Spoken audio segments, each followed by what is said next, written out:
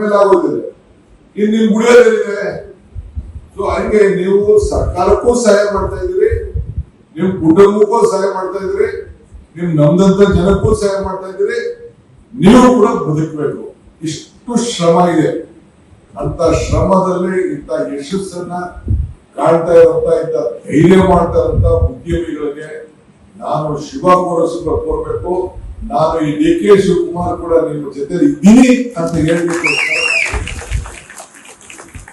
ಇನ್ನೇನು ನಮ್ಮ ಸ್ವಾಮೀಜಿಗಳು 50 ವರ್ಷದ ಬರ್ತಡೇ ಮಾಡ್ಕೊಂಡು ಅವತ್ತು ನಾನು ಹೋಗಿದ್ದೆ ಕುಂಬಳಗೂಡು. ನಮ್ಮ ಇವರೆಲ್ಲ ಇದ್ರು ಆಗ ಇವ್ರಿಗೊಂದು ಸಾಯಿಬಾಬಾ ದುಡ್ಡು ಬ್ಲಡ್ 2 ಸರ್ಕ್ಯುಲೇಟ್ ಆಗ್ಬೇಕು. ದುಡ್ಡು ಒಂದ್ ಕಡೆ ಇರಬಾರ್ದಂತೆ, ಒಂದ್ ಕಡೆ ಇದ್ರೆ ಮಡಕೆಲ್ಲೋ ಕುಡ್ಕೆಲ್ಲೋ ಯಾರಾಗತ್ತೆ ಕೆಲಸ ಕೊಟ್ಟೆಲ್ಲ ಬಂದ್ಬಿಡ್ತಾರೆ. ಹಂಗೆ ಸೇಲ್ ಟ್ಯಾಕ್ಸ್ ಇನ್ಕಮ್ ಟ್ಯಾಕ್ಸ್ ಎಲ್ಲ ಬಂದ್ಬಿಡ್ತಾರೆ. ಹಂಗೆ ಬ್ಲಡ್ ಅಷ್ಟೇ ಒಂದ್ ಕಡೆ ಸೇರ್ಕೊಂಡ್ಬಿಡ್ತು ಅಂತಂದ್ರೆ ಶುಗರು BP ಎಲ್ಲ ನೋಡಿ ಚೆಕ್ ಮಾಡ್ತಾ ಇರ್ತಾರೆ. ದೊಡ್ಡ ಸ್ಕೂಲ್ ಕಟ್ಟವ್ರು 20 ಕೋಟಿ ಬಂಡವಾಳ ಹಾಕ್ಬಿಟ್ಟು ಅವ್ರಿಗೆಲ್ಲ ಸ್ಕೂಲ್, ಅವ್ರ ಮಕ್ಕಳಿಗೆಲ್ಲ ಸ್ಕೂಲು, ಗೌರ್ಮೆಂಟ್ ಸ್ಕೂಲ್ನ ಕಟ್ಟವ್ರೆ. ನಮ್ಗೆ ನಾನು ಹೋಗಿದ್ದೀನಿ, ನಮ್ಮ ಡಾಕ್ಟ್ರು ಕಟ್ಟವ್ರೆ, ಡಾಕ್ಟರ್ ವೆಂಕಪ್ಪನವರು. ಅವರೆಲ್ಲ ಸಂಪಾದನೆ ಮಾಡಿ ಅವ್ರ ಮಕ್ಕಳೇನು ಓದಲ್ವಲ್ಲ ಸ್ಕೂಲಲ್ಲಿ, ಅಲ್ಟಿಮೇಟ್ಲಿ ಸೊಸೈಟಿಗೆ ಕೊಡ್ತಾ ಇದ್ದಾರೆ. ಸೊ ಹಂಗೆ ದುಡ್ಡು ಬ್ಲಡ್ ರೇಟ್ ಸಪ್ರೇಟ್ ಆಗ್ತಾ ಇರ್ಬೇಕಂತ, ಆಗ ಮಾತ್ರ ಸಮಾಜ ಇರ್ತದೆ. ಹಂಗೆ ಸಾಯಿಬಾಬಾ ಅವರು ನಮ್ಮ ಮಠ ಸ್ವಾಮಿಗಳಿಗೆಲ್ಲ ಸ್ಟೇಜ್ ಮೇಲೆ ಹೇಳಿದ್ರು, ಬರೀ ದುಡ್ಡನ್ನ ಇಟ್ಕೊಂಡು ನೀವು ಒಳಗಡೆ ಹಾಕೋಕ್ ಹೋಗ್ಬೇಡಿ, ನೀವು ಜನಕ್ಕೆ ಸಹಾಯ ಮಾಡುವಂತ ಕೆಲಸ ನೀವು ಮಾಡಿ, ಇನ್ಸ್ಟಿಟ್ಯೂಷನ್ಸ್ ಮತ್ತೊಂದೆಲ್ಲ ಕಟ್ಟಿ ಉದ್ಯೋಗಗಳನ್ನ ಮಾಡಿ ಎಲ್ಲರಿಗೂ ಸಹಾಯ ಮಾಡಬೇಕು ಅಂತ ಹೇಳಿ ಅವರು ಸಾಯಿಬಾಬಾ ಅವರು ಹೇಳಿದ್ರು. ನನಗೆ ಇವತ್ತು ನನಗೆ 94 ಕಾಣ್ತದೆ. 95ರಲ್ಲಿ ಅವ್ರ ಬರ್ತಡೇ ಬಂದಂತ ಸಂದರ್ಭದಲ್ಲಿ ಇದೆ. ನನಗೆ ನಿಮ್ ಹಿರಿಯರೆಲ್ಲ ನೇಮ್ ಹಿಡ್ಕೊಂಡು ಬದುಕ್ತಾ ಇದ್ದೀವಿ. ಈಗ ಟ್ಯಾಕ್ಟರ್ ಬಂದಿದ್ದೀವಿ, ಈಗ ಆರ್ಟಿಫಿಷಿಯಲ್ ಇಂಟೆಲಿಜೆನ್ಸ್ ಬಂದಿದೆ, ಹೊಸ ಜನರೇಷನ್. ಬಹಳ ಶ್ರಮ ಇದೆ, ಅಷ್ಟು ಸುಲಭ ಅಲ್ಲ. ಅದಕ್ಕೆ ನಾನೆಲ್ಲ ನಮ್ಮ ಉದ್ಯಮಿಗಳಿಗೆ ಹೇಳೋದು, ಯಾರಿಗೇ ಆಗಲಿ ಯಾವುದೇ ವೃತ್ತಿಯಲ್ಲಿ ತೆಗೆದುಕೊಂಡಿರಿ, ಚಿಕ್ಕ ವ್ಯಾಪಾರ ಮಾಡಿ ದೊಡ್ಡ ವ್ಯಾಪಾರ ಮಾಡಿ, ಬಹಳಷ್ಟು ಪಬ್ಲಿಕ್ ಅಲ್ಲಿ ಒಂದು ಇಮೇಜ್ ಅನ್ನ ನೀವು ಕ್ರಿಯೇಟ್ ಮಾಡ್ಕೋಬೇಕು. ಬಹಳ ಲೆಕ್ಕಾಚಾರದ ಹುಷಾರಾಗಿರ್ಬೇಕು, ನಿಮ್ಮ ಅಕೌಂಟ್ಸ್ ಅಲ್ಲಿ ಸರಿಯಾಗಿರ್ಬೇಕು. ನೋಡಿ, ದೊಡ್ಡ ದೊಡ್ಡ ಇಂಡಸ್ಟ್ರಿಯಲಿಸ್ಟ್ ಈ ದೇಶದಲ್ಲಿ 14 ಲಕ್ಷ ಜನ ಬಿಲಿಯನಿಯರ್ಸ್ ಈ ದೇಶ ಬಂದ್ಬಿಟ್ಟು ಆಸ್ಟ್ರೇಲಿಯಾ, ದುಬೈ, ಬೇರೆ ಬೇರೆ ದೇಶಕ್ಕೆ ಕೊಟ್ಟಿದ್ದಾರೆ. ಯಾಕೆ ಅಂದ್ರೆ ಇನ್ಕಮ್ ಟ್ಯಾಕ್ಸ್ ಅವರು ಇಡಿ ಆಟ ರೆಡಿ ಆಗ್ತದೆ. ಎಲ್ಲ ಹೊರಗಡೆ ಒಂದು ಅಲ್ಲಿ ಟ್ಯಾಕ್ಸ್ ಕಡಿಮೆ ಇದೆ, ಬೇರೆ ಬೇರೆ ಇದೆ ಅಂತ ಹೇಳಿ ಶಿಫ್ಟ್ ಆಗ್ಬಿಟ್ಟಿದ್ದಾರೆ. ನಾನೀಗ ಅದ್ರ ಬಗ್ಗೆ ಚರ್ಚೆ ಮಾಡಕ್ ಹೋಗುದಿಲ್ಲ. ನನಗೂ ಬೇಕಾದಷ್ಟು ಹೇಳ್ತಾರೆ, ಸಾಕಪ್ಪ ಎಲ್ಲ ಮಾಡ್ತೀನಿ, ಎಲ್ಲ ಅನುಭವ ಸಾಗ್ಬಿಟ್ಟು ಇನ್ನೇನಿದೆ ನಾನು ಅಂತ ಅಂದ್ಬಿಟ್ಟು ನಾನು ಹಿಂಗೆ ಕಾಲ ಕಳ್ಕೊಂಡು ಹೋಗ್ತಾ ಇದ್ದೀನಿ. ನನಗೆ ದೊಡ್ಡ ದೊಡ್ಡ ಇಂಡಸ್ಟ್ರಿಯಲಿಸ್ಟ್ ಯೋಚನೆ ಮಾಡ್ತಾ ಇದ್ದಾರೆ. ಯಾಕೆ ಅಂದ್ರೆ ನಮ್ಮಲ್ಲಿ ಬಹಳ, ನೀವು ಯಾರು ಹಣ್ಣು ಕೆಂಪಿದ್ರೆ ಮಾತ್ರ ಕಲ್ಲು ಹೊಡಿತಾರೆ. ಬರ್ತಾರೆ ಮಾವಿನಕಾಯಿ ಆಗಲಿ ಯಾವುದೇ ಕಾಲ ಹಣ್ಣು ಕೆಂಪಿದ್ರೆ ಹಸಿರಿದ್ರೆ ಯಾರು ಹೊಡಿತಾರೆ ಕಲ್ಲು. ಕಲರ್ ಬಂದ್ರೆ ಮಾತ್ರ ಅದಕ್ಕೆ ನೋಡ್ತಾ ಇರ್ತಾರೆ. ಹಂಗೆ ಈ ಸಂದರ್ಭದಲ್ಲಿ ಯಾರು ಬಲಿಷ್ಠವಾಗಿ ಸ್ಟ್ರಾಂಗ್ ಆಗಿದ್ದೀರಿ, ನಿಮ್ಗೆ ವೈರಿಗಳು ಜಾಸ್ತಿ ಆಗ್ತಾರೆ. ನಾನು ಆಗ ಒಂದ್ಸತಿ ಹೇಳ್ತಾ ಇದ್ದೀನಿ, more strong more enemies, less strong less enemies, no strong no enemies, more work more mistakes, less work less mistake, no work no mistake. ಕೆಲಸ ಮಾಡಿದವರು ಹಂಗೇನು ಮಿಸ್ಟೇಕ್ ಮಾಡಲ್ಲ. ಕೆಲವರು ಹೇಳ್ತಾರೆ ಬಹಳ ಒಳ್ಳೆ ಸುಮ್ಮನೆ ಇರ್ತಾರೆ, ನಡುತ್ತಾನೆ ಇಡ್ಬೋದು, ನಡೆಯುತ್ತದೆ. ನೀವು ನಡೆದಾಗ ಹಂಗೆ ನೀವು ಜಾಸ್ತಿ ಸ್ಟಾಕ್ ಆದ ತಕ್ಷಣ ಕೊನೆಗೆ ಹಸಿಯೇ ಬೇರೆ ನೀವು ಬೆಳೀತಾ ಇದ್ದೀರಿ ಅಂತ ತಕ್ಷಣ ಕೊನೆಗೆ ನಿಮ್ಮ ಬೇರೆ ಯಾರೂ ಇಲ್ಲ. ನಾಗರತ್ನಮ್ಮ ನನಗೆ ಒಂದಿನ ಪಾಠ ಹೇಳಿದ್ರು. ನಾಗರತ್ನಮ್ಮ ಅಂತ ಸ್ಪೀಕರ್ ಇದ್ರು, ಬಂಗಾರಪ್ಪನವ್ರ ಸಂಪುಟದಲ್ಲಿ ಮಂತ್ರಿ ಇದ್ದೆ, ನನ್ನ ಪಕ್ಕ ಚೇಂಬರ್. ಹಿಂಗೆ ಯಾವುದೋ ವಿಚಾರಕ್ಕೆ ಜಗಳ ಮಾಡ್ತಾ ಇದ್ರು. ಮಗ ಬಾಯಿ ಕೂತ್ಕೊಂಡಿತ್ತು, ಕುಂಡಿಸ್ಕೊಂಡು ನನಗೆ ಪಾಠ ಹೇಳಿದ್ರು. ನಾನು ಜೈಲ್ ಮಂತ್ರಿ ಇದ್ದೆ. ಜೈಲ್ ಮಂತ್ರಿ ಇರ್ಬೇಕಾದ್ರೆ ನನಗೆ ಹೇಳಿದ್ರು, ನೋಡು ಮಗ, ನನ್ನ ತಮ್ಮ, ನೀನು ಜೈಲಿಗೆ ಹೋಗ್ಬಾ, ಈ ಜೈಲಲ್ಲಿ ನೀನು ಒಂದು ಎಲ್ಲರೂ ಯಾಕೆ ಜೈಲಿಗೆ ಹೋಗೋರು ಅಂತ ತಿಳ್ಕೊಂಡು ನಾನು ಹೇಳ್ಬೇಕು ಅಂತ. ಆಯ್ತಪ್ಪ ಅಂತ ಅಂದ್ಬಿಟ್ಟು ನಾನು ಹೋದೆ. ಕೇಳಮ್ಮ ಇಲ್ಲಿ ಯಾಕೆ ಎಲ್ಲರೂ ಜೈಲಿಗೆ ಹೋಗೋರೆ ಅಂತ ಕೇಳ್ಕೊಂಡು ತಿಳ್ಕೊಂಡು ಬಾ ಅಂತ ನಾನು ಹೇಳಿದೆ. ನಾನು ಯಾಕೆ ಅಂತ ಆಯ್ತು ಅಂದ್ಬಿಟ್ಟು ಕೊನೆಗೆ ಏನೋ ಹೇಳ್ತಾ ಇದ್ದಾರಲ್ಲ ಅಂದ್ಬಿಟ್ಟು ಕೊನೆಗೆ ಜೈಲ್ ಬಂದ್ವಿ. ಒಂದಿನ ಜೈಲಿಗೆ ಎಲ್ಲಾ ಜೈಲಿಗೂ ವಿಸಿಟ್ ಮಾಡ್ಕೊಂಡು ಬಂದೆ. ಆಮೇಲೆ ಹೋಗ್ತಾ ಬರ್ಬೇಕಾದ್ರೆ ನಾನು ಅವ್ರ ಲೆಕ್ಕ ಹಾಕಿ ಎಲ್ಲಾದ್ರೂ ಕೇಳ್ತಾ ಇದ್ದೆ, ನೀನ್ ಬಿಟ್ಕೊಂಡು ನೀನ್ ಬಿಟ್ಕೊಂಡು ನೀನ್ ಬಿಟ್ಕೊಂಡು ನೀನೇನ್ ಬಿಟ್ಕೊಂಡು ಅಂತ ಕೇಳ್ತಾ ಇದ್ದೆ.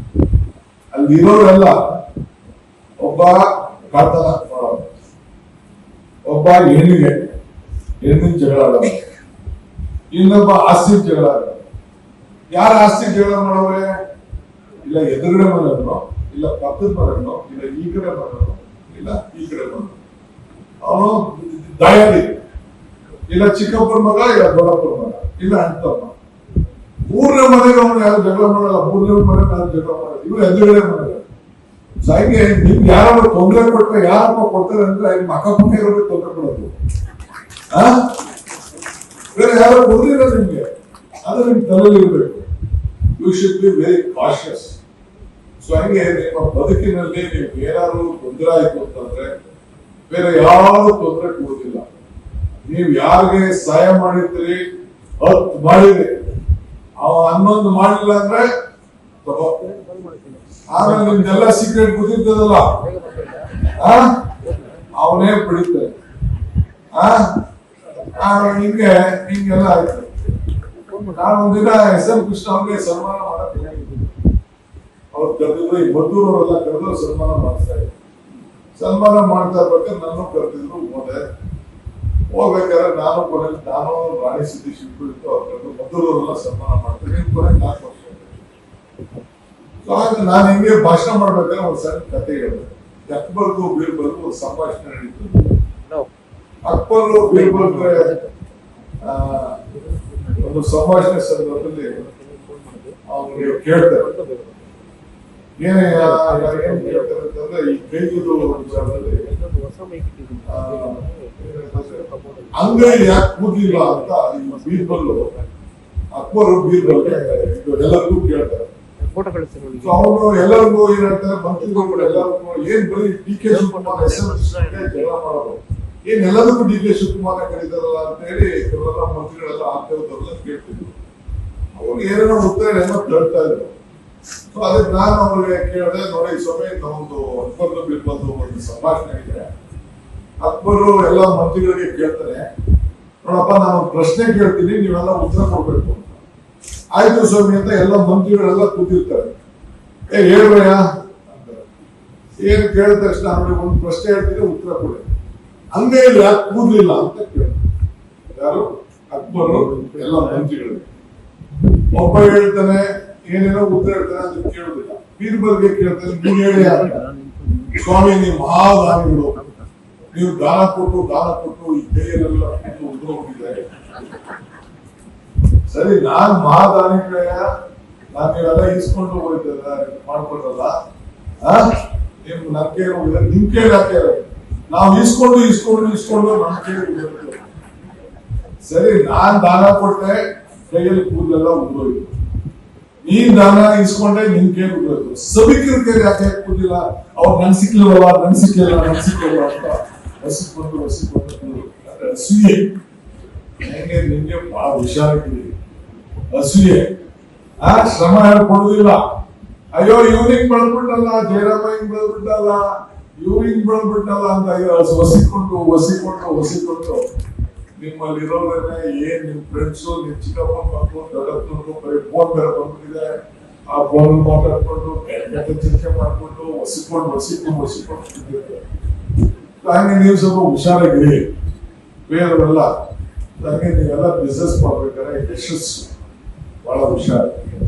ಅಸೆಂಬ್ಲಿ ಒಂದಿನ ಯಡಿಯೂರಪ್ಪಗೆ ಹೇಳಿದ್ರೆ ಬಹಳ ದೊಡ್ಡದಾಗಿ ಹೇಳಿದ್ರೆ, ನೋಡಪ್ಪ ಯಶಸ್ಸು ಸುಮ್ಮನೆ ಅಲ್ಲ, ಧರ್ಮರಾಯನ ಧರ್ಮತ್ವ ಇರಬೇಕು, ದಾನಶೂರ ಕಿರಣನ ದಾನತ್ವ ಇರಬೇಕು, ಅರ್ಜುನನ ಗುರಿ ಇರಬೇಕು, ವಿದುರನ ನೀತಿ ಇರಬೇಕು, ಭೀಮನ ಬಲ ಇರಬೇಕು, ಕೃಷ್ಣನ ತಂತ್ರ ಇರಬೇಕು. ಮಾತ್ರ ಯಶಸ್ಸಾಗಲಿಕ್ಕೆ ಸಾಧ್ಯ. ಈ ಎಲ್ಲ ಗುಣಗಳು ಕೂಡ ಮನುಷ್ಯನಿಗೆ ಮಾತ್ರ ಯಶಸ್ಸಾಗಲಿಕ್ಕೆ ಸಾಧ್ಯ ಅಂತ ಹೇಳಿ ಯಡಿಯೂರಪ್ಪನವ್ರು ಯಾವ ಅಸೆಂಬ್ಲಿ ನನಗೆ ಹೇಳಿದ ಮಾತು ಈಗ ನನಗೆ ನೆನಪಿದೆ. ಹಂಗೆ ನಮಗೂ ಈಗ ಸರ್ಕಾರದಲ್ಲಿ ನಾವು ನಮ್ಗೆ ಎತ್ತ ಗೇಟು ನನ್ನ ಬಂಡೆ ಬಡೆ ಅಂತಾರೆ. ನಾನು ಅದಕ್ಕೆ ಹೇಳ್ತೀನಿ, ಬಂಡೆ ಅಂದ್ರೆ ಏನು? ಬಂಡೆ ಸುಮ್ ಬಂದ್ಬಿಡುತ್ತಾ? ಬಂದ್ರೆ ಪ್ರಕೃತಿ, ಕಳೆದರೆ ಆಕೃತಿ, ಪೂಜಿಸಿದ್ರೆ ಸಂಸ್ಕೃತಿ. ಹಂಗೆ ಬಂಡೆ ಸುಮ್ಮನೆ ಈಗ ಅದನ್ನ ಮಾತಾಡಪ್ಪ. ಕಲ್ಲು ಏನ್ ಹೊಡಿತಾ ಇರ್ಬೇಕಲ್ಲ, ಈ ಚಿನ್ನನ ಕಾಯಿಸಿ ಅದೆಲ್ಲ ಒಬ್ಬ ಜ್ಯುವೆಲರಿ ಇಟ್ಟಿದೆ ಹೆಣ್ಮಗಳು. ಏನ್ ದುಡ್ಡು ಮಾಡಿದ್ರು, ಚಿನ್ನದಲ್ಲಿ ಮಾಡಿದ್ರು, ಬೆಳ್ಳಿಯಲ್ಲಿ ಮಾಡಿದ್ರು, ಕಬ್ಬಣದಲ್ಲಿ ಮಾಡಿದ್ರು, ಏನ್ ಮಾಡಿದ್ರು. ಸೊ ಅದನ್ನೆಲ್ಲ ಕಾಯಿಸ್ಬೇಕಲ್ಲ. ಆ ಕಾಯಿಸ್ಬೇಕಾದ್ರೆ ಜ್ಯುವೆಲರಿಗೆ ಎಷ್ಟು ಏಟ್ ಬಿತ್ತು, ಎಂತ ಶಾಖ ಬಿತ್ತು. ಸೊ ಹಂಗೆ ಈ ಕಬ್ಬಣದಲ್ಲೇ ಮಾಡಿರ್ಬೋದಪ್ಪ. ಆ ಕಬ್ಬಣ ಏನು ಆಗ್ತದೆ, ಕತ್ರಿನೂ ಮಾಡ್ಬೋದು, ಸೂಜಿನೂ ಮಾಡ್ಬೋದು. ಕತ್ರಿಲಿ 2 ಭಾಗನೂ ಮಾಡ್ಬೋದು, ಸೂಜಿನೂ ಬಲಿರ್ಬೋದು. ಹಂಗೆ ನಿಮ್ ಲೈಫ್ ಅಲ್ಲೂ ಕೂಡ you can divide people, I can divide people. So ಹಂಗೆ ಇವೆಲ್ಲ ಕೂಡ ಪ್ರತಿಯೊಂದು ವಸ್ತುವಲ್ಲೂ ಎಲ್ಲಾರು ಉಪಯೋಗ ಬರ್ತದೆ. ಆಮೇಲೆ ಯಾರು ನೀವು ಇವ್ರಿಗೆ ಏನು ಆಗೋದಿಲ್ಲ, ಬರೀ ಅವ್ನು ಮಾತ್ರ ಇದು, ಬರೀ ಪ್ರಕಾಶ್ ಮಾತ್ರ ಇದು, ಇವ್ರು ಮಾತ್ರ ಇದು ಅಂತ ನೀವು ಯಾರು ಡೋಂಟ್ ಅಂಡರ್ ಎಸ್ಟಿಮೇಟ್ ಎನಿವನ್. ಇವ್ರಿಗೆ ಎಲ್ಲರೂ ಕೂಡ ಇದೆ. ಈಗ ನಾನು ಸಗಣಿ ಹೇಳಿದೆ, ಸಗಣಿ ಬಿಸಾಕಿದ ತಕ್ಷಣ ಆಯ್ತು, ಅದು ಒಣಗೋಯ್ತದೆ, ಇದನ್ನ ಬೆಣ್ಣೆ ಮಾಡ್ಕೋಬಹುದು, ಗೊಬ್ಬರ ಹಾಕಿದ್ರೆ ಏನಾದ್ರು ಆಗ್ಬಿಡ್ತದೆ. ಬಿಲ್ಡ್ ಮಾಡೋದು ಹುಲ್ಕಡ್ಡಿನೂ ಏನೂ ಇಲ್ಲ. ಡಿವಿಜಿಯವರು ಅದಕ್ಕೆ ಏನ್ ಹೇಳ್ತಾರೆ ಅಂದ್ರೆ,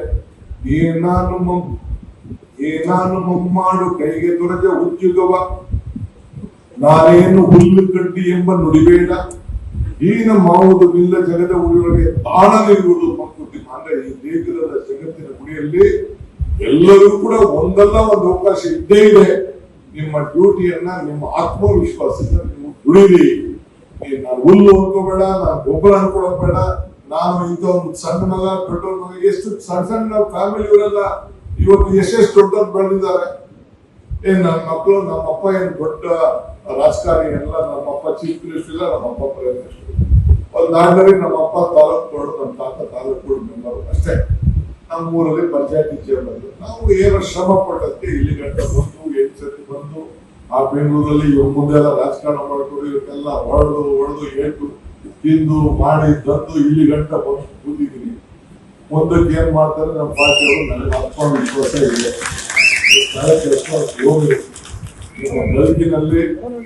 ನಿಮ್ಮ ಬದುಕಿನಲ್ಲಿ ನನ್ನ ಮೇಲೆ ನಾನು ಶ್ರಮ ಪಟ್ಟು, ನನ್ನ ಜೈಲು ಕಳಿಸಿದಾಗ, ನನಗೆ ಜೈಲಿಂದ ಈಚೆ ಬಂದಾಗ, ನಾನು ಜೈಲು ಮಾಡಿದಾಗ, ಸುಮ್ಮನೆ ರಾಜಕಾರಣದಿಂದ ಜೈಲು ಕಳಿಸಿದಾಗ ಎಷ್ಟೋ ಜನ ನನಗೋಸ್ಕರ ನೀವೆಲ್ಲ ಪ್ರಾಣ ಕೊಟ್ಟಿದ್ದೀರಿ, ತ್ಯಾಗ ಮಾಡಿದ್ದೀರಿ, ಹತ್ತಿದ್ದೀರಿ, ಪ್ರಾರ್ಥನೆ ಮಾಡಿದ್ದೀರಿ, ಅರ್ಕೆ ಮಾಡ್ಕೊಂಡಿದ್ದೀರಿ, ಈಗೂ ಅರ್ಕೆ ಮಾಡ್ಕೊತಾ ಇದ್ದೀರಿ.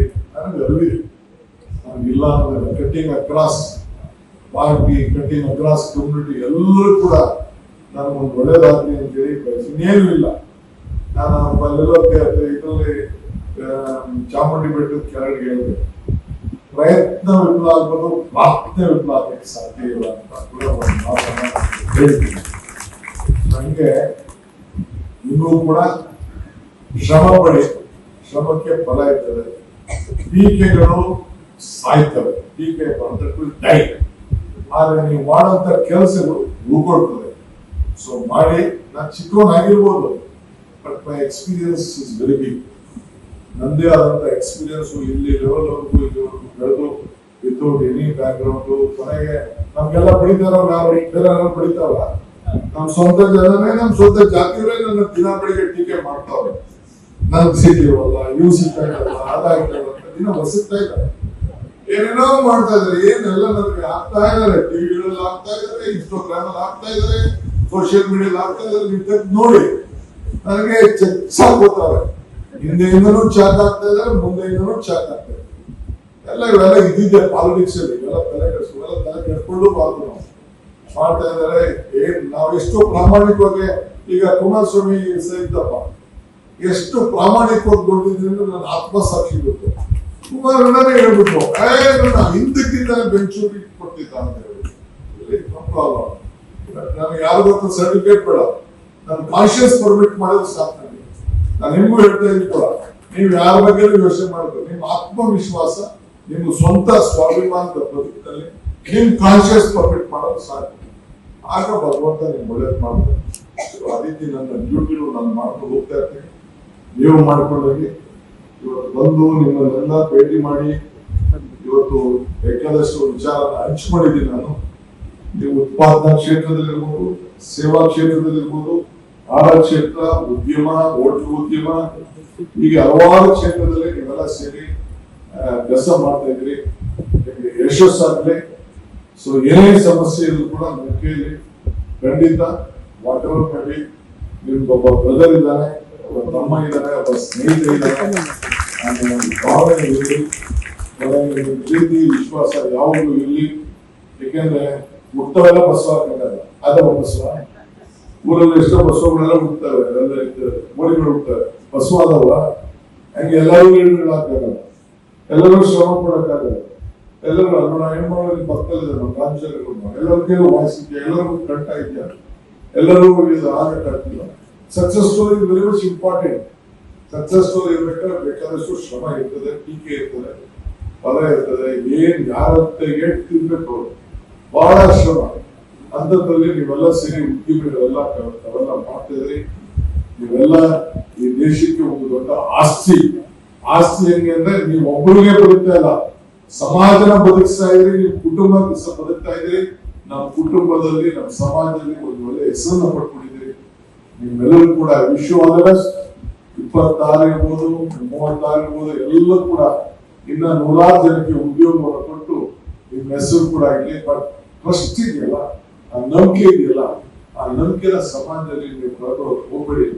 ಇಷ್ಟು ಮಾತ್ರ ನಿಮ್ಮೊಬ್ಬ ಸ್ನೇಹಿತನಾಗಿ, ತಮ್ಮನಾಗಿ, ಅಣ್ಣನಾಗಿ 2 ಕಿವಿ ಮಾತನ್ನ ಹೇಳ್ತೀನಿ. ಕೆಲವರಿಗೆ ತಮಾಷೆ ಕಾಣ್ಬೋದು, ಕೆಲವರು ನಿಜ ಇರ್ಬೋದು, ಕೆಲವರಿಗೆ ಬೇರೆ ತರ ಭಾವ ಇರ್ಬೋದು. ನನಗೆ ಗೊತ್ತಿದ್ದನ್ನ ನನ್ನ ಅನುಭವ ನಿಮಗೆ ಹಂಚ್ಕೊಂಡಿದ್ದೀನಿ. ಮಾಧ್ಯಮದವ್ರು ಏನ್ ಬರೀತಾರೋ ನನಗೆ ಗೊತ್ತಿಲ್ಲ. ಈಗ ಯಾವ್ದಾದ್ರು ಮಾಡಿ ಕಟ್ಟು ಹಾಕ್ತಾರೆ, ಒಳ್ಳೆದಾರ ಹೇಳಿದೆಲ್ಲ ಕುಟ್ಬಿಡ್ತಾರೆ, ಅಂತ ಈ ಕಡೆ ಕುಟ್ಬಿಡ್ತಾರೆ, ಈ ಕಡೆ ಇಲ್ಲಿ ಕುಟ್ಬಿಡ್ತಾರೆ. ಇವ್ನೇನೋ ಬೈತಾ ಇಲ್ಲ ಇವ್ರಿಗೆ ಹೇಳ್ಬಿಟ್ಟು ಅದು ಮಾತ್ರ ಹೇಳ್ಬಿಡ್ತಾರೆ. ಕೆಲವು ಟಿವಿಗಳಲ್ಲಿ ನೋಡ್ಬೇಕು, ಅವ್ ಯಾರ ಪಾಪ ಏನು ಅಶೋಕ ಅಂದಿರಲ್ಲ, ಕುಮಾರಸ್ವಾಮಿ ಈಗ ಅಂದ ಅಂದ್ಬಿಟ್ಟು ಅವರೇ ಸೇರ್ಸ್ಕೊಂಡ್ರೆ ಎಲ್ಲ ಇದೆ. ಬಹಳ ಹೊಸ ಲೋಕ ಬಂದ್ಬಿಡಿದೆ. ಆರ್ಟಿಫಿಷಿಯಲ್ ಇಂಟೆಲಿಜೆನ್ಸ್ ಏನೇನು ತಗೊಂಡು ಹೋಗ್ತದೆ, ಏನೇನು ಮಾಡ್ತದೆ ಗೊತ್ತಿಲ್ಲ. ಎನಿವೆ, ಬಟ್ ನಿಮ್ಮ root, if you forget the root, you will not get the export. What is your root? Your parents, your community, those who are helping. So ಮರಕ್ಕೆ ಬೇರು ಮುಖ್ಯ ಎಷ್ಟು ಮುಖ್ಯನೋ, ಮನುಷ್ಯರಿಗೆ ನಂಬಿಕೆ ಕೂಡ ಅಷ್ಟೇ ಮುಖ್ಯ. ಹೆಂಗೆ ಮರಕ್ಕೆ ಬೇರೆ ಇಲ್ಲ ಅಂತಂದ್ರೆ ಯಾವ್ದೋ ನಿಂತ್ಕೊಳ್ಳೋಕೆ ಸಾಧ್ಯನಾ? ಈ ಬಿಲ್ಡಿಂಗ್ ಕಟ್ಟಕ್ಕೆ ಫೌಂಡೇಶನ್ ಇಲ್ಲ ಅಂದ್ರೆ ಬಿಲ್ಡಿಂಗ್ ನಿಂತ್ಕೊಳ್ಳೋಕೆ ಸಾಧ್ಯನಾ? ಸೊ ನಿಮ್ ಫೌಂಡೇಶನ್ ಕರೆಕ್ಟ್ ಆಗಿರ್ಲಿ, ನಿಮ್ ಬೇರೆ ಕರೆಕ್ಟ್ ಆಗಿರ್ಲಿ, ನಿಮ್ ನಂಬಿಕೆ ಕರೆಕ್ಟ್ ಇರ್ಲಿ. ಸೊ ಆಗ ನೀವೆಲ್ಲ ಯಶಸ್ವಿ ಆಗ್ತೀರಿ. ಇಷ್ಟು ಮಾತ್ರ ಹೇಳಿ ಜಾಸ್ತಿ ಮಾತಾಡಿ ಕ್ಷಮಿಸ್ಬೇಕು. ನಮಸ್ಕಾರ.